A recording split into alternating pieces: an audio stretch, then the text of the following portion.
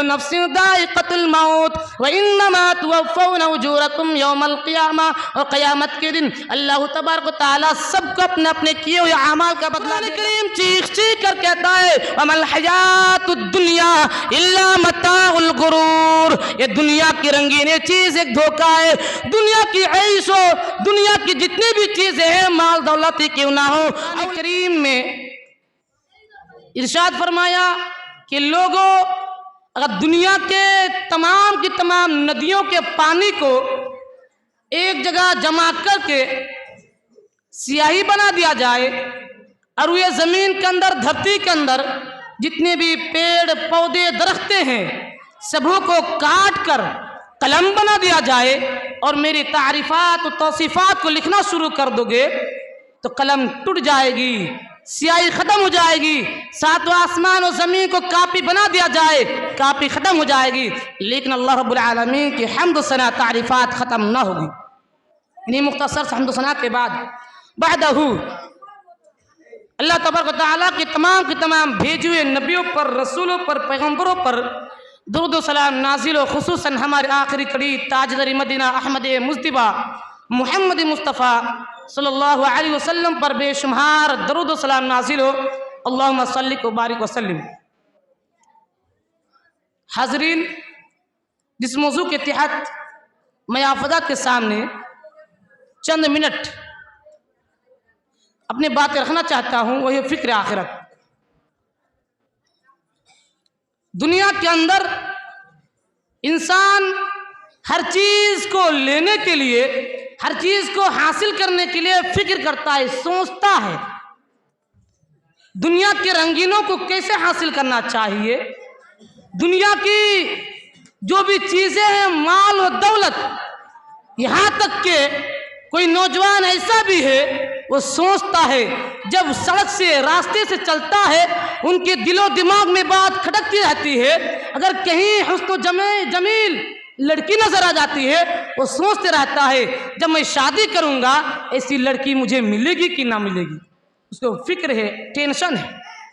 लेकिन कभी ये गौर व फिक्र नहीं किया कि हमें और आपको अल्लाह तबारक व तआला ने तो पैदा फरमाया है, लेकिन हमारे दिलो दिमाग में एक फिक्र होनी चाहिए जो फिक्र आखिरत है। शेर कहता है कि जगह जी लगाने की ये दुनिया नहीं है, जगह जी लगाने की ये दुनिया नहीं है, ये इबरत की जाहे तमाशा नहीं है। लेकिन इसके बावजूद हम और आप दुनिया के रंगीनों में पढ़कर, दुनिया की ऐश व इज़्ज़त में पढ़कर आखिरत को भुला बैठे हैं। आइए कुरान करीम में गौर करते हैं। अल्लाह तबारक व तआला कुरान करीम में इरशाद फरमाया कुल्लु नफ्सिन दाइक़तुल मौत, हर नफ्स को मौत का मजा चखना है, हर नफ्स को मरना है। जिसके अंदर भी जान है, इंसान हो या जानवर ही क्यों ना हो, दरिंदे परिंदे ही क्यों ना हो, जिसके अंदर भी जान है, अल्लाह ताला कह दिया कि तुम सबको मरना है, तुम सबको एक दिन मेरे तरफ लौट कर आना है। पागल ही क्यों ना हो, ये दीवाना ही क्यों ना हो, अक्लमंद ही क्यों ना हो, होशियार ही क्यों ना हो, ताकतवर ही क्यों ना हो, कवि ही क्यों ना हो, ये रास्ते पे मुसाफिर क्यों ना हो, रास्ते पे चलने वाले फकीर ही क्यों ना हो, सबको एक दिन मरना है, सबको एक दिन मरना है। कुरान करीम ऐलान करके कह दिया है कुल्लु नफ्सिन दाइक़तुल मौत व इन्नमा तुवफ़्फ़ौना उजूरकुम यौमल क़ियामा। और क़यामत के दिन अल्लाह तबारक व तआला सबको अपने अपने किए हुए अमाल का बदला देगा। कुल्लु नफ्सिन दाइक़तुल मौत व इन्नमा तुवफ़्फ़ौना उजूरकुम यौमल क़ियामा फमन ज़ुहज़िया अनिन नारि व उदख़िलल जन्नत फ़क़द फ़ाज़। अल्लाह तबारक व तआला जिसको जहन्नम से निकाल कर जन्नत में दाखिल कर देगा, अल्लाह तबारक व तआला जिसको जहन्नम से निकाल कर जन्नत में दाखिल कर देगा वह कामयाब होगा। इस आयत करीमा के आखिरी टुकड़ा में ऐलान करके कहता है, कुरान करीम चीख चीख कर कहता है वमल हयातुद दुनिया इल्ला मताउल गुरूर, ये दुनिया की रंगीन चीज एक धोखा है। दुनिया की ऐशो, दुनिया की जितनी भी चीजें हैं, माल दौलत ही क्यों ना हो, औलाद ही क्यों ना हो, सबके सब धोखा है। लेकिन इसके बावजूद हम जैसे नौजवान, हम जैसे मुसलमान दुनिया के रंगीनों चीजों में पढ़कर आखिरत को भुला बैठे हैं। कोई गलत काम भी कर लेता है, उसको एहसास नहीं होता, आइए सही हदीस की वाक़या है, एक सहाबी रसूल, एक सहाबा, एक नौजवान, हट्टा गट्टा नौजवान अल्लाह के नबी सल्लल्लाहु अलैहि वसल्लम के सामने खड़े हो जाते हैं और कहते हैं, अल्लाह के नबी मैं जानी हूँ, मैं जानी हूँ, मैं जानी हूँ, मुझे पाक कर दीजिए, मुझे पाक कर दीजिए। अल्लाह के नबी फरमाते हैं, ए नौजवान, कहीं तुम नशे के हालत में तो नहीं हो, खुद गुनाह किए हो और तुम फिर मेरे पास आ गए हो और कहते हो मैं जानी हूँ, मैं जानी हूँ, मुझे पाक कर दीजिए, मुझे पाक कर दीजिए। अल्लाह के नबी फरमाते हैं, तुम जानी हो ही नहीं सकते हो, शायद तुम शराब पी कर मेरे सामने आए हो।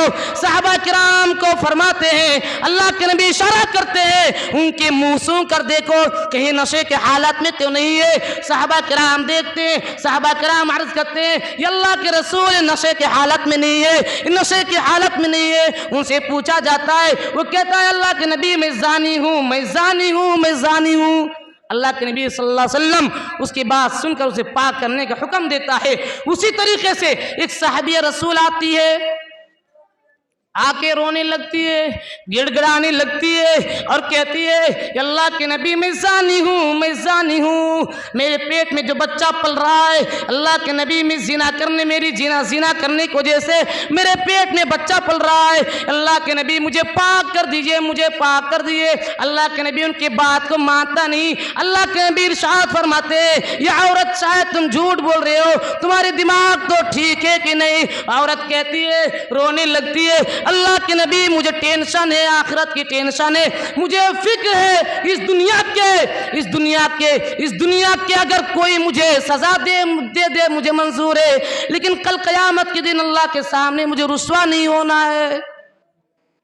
अल्लाह के नबी फिर कहते हैं कि नहीं, तुम्हारी दिमाग शायद खराब हो चुकी है, तुम पागल तो नहीं हो। वो कहती है कि अल्लाह के नबी नहीं नहीं, क्या आप उनकी तरह कर रहे हैं जो सहाबी एक आयत और आपसे कहा था कि अल्लाह के नबी मैं जानी हूँ, उनको वापस करने वाले थे, उसी तरह मुझे भी वापस तो ना कर देंगे। अल्लाह के नबी कहते हैं, अगर हकीकत में तू जानी है, लेकिन एक बात सुन लो, तेरे पेट में जो बच्चा पल रहा है उसका कोई कसूर नहीं, कोई गलती नहीं। जा, जब बच्चा दुनिया में आँख खोलेगा, बच्चा दुनिया में आएगा, उस वक्त तुम मेरे पास आना, तुमको मैं पाक कर दूंगा।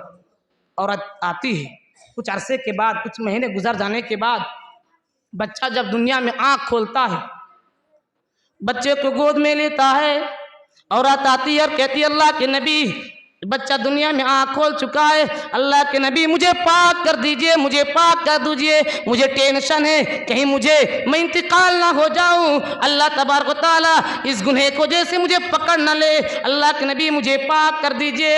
अल्लाह के नबी कहता है, अल्लाह के नबी इरशाद फरमाया, इस बच्चे के कोई गलती नहीं, इस बच्चे की कोई कसूर नहीं, जा ये बच्चा जब खाना पीना शुरू कर देगा, बच्चा जब रोटी खाने लगेगा, पानी पीने लगेगा, उस वक्त तुम मेरे पास आ जाना, तुम्हें मैं पाक कर दूंगा। औरत चली जाती है। बच्चा कुछ अरसे के बाद, कुछ महीने गुजर जाता है, कुछ साल गुजर जाता है, बच्चा जब रोटी खाना लगता है, रोटी खाना शुरू कर देता है, बच्चा जब पानी पीना शुरू कर देता है, औरत आती है, रोटी का टुकड़ा उसके हाथ में दे देती है और कहती है, अल्लाह के नबी देख लीजिए, बच्चा रोटी भी खा सकता है, पानी भी पी सकता है। अल्लाह के नबी इरशाद फरमाते हैं, हकीकत में क्या ये रोटी खा सकता है? अल्लाह के नबी आप दे सकते हैं, बच्चा रोटी भी खाता है, पानी भी पीता है। अल्लाह के नबी आप तो मुझे पाक कर दीजिए, मुझे वापस ना कीजिए। सहाबा किराम को हुक्म देता है, सहाबा किराम उनको लेके जाता है, गड्ढा खोदा जाता है, गले तक गड्ढा खोदने के बाद उसको गले तक दफन कर दिया जाता है, उसको पत्थर से मार मार कर हलाक कर दिया जाता है, बर्बाद कर दिया जाता है।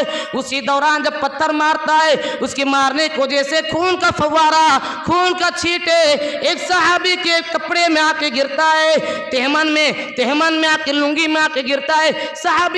उस सहाबी की जुबान से एक बुरी अल्फाज निकल जाता है, यूं कहता है, या औरत तुम बदजानी हो, या औरत तुम जानी थी, तुम्हारी नापाक खून मेरे कपड़े में गिर गया, मेरे कपड़ा नापाक हो गया।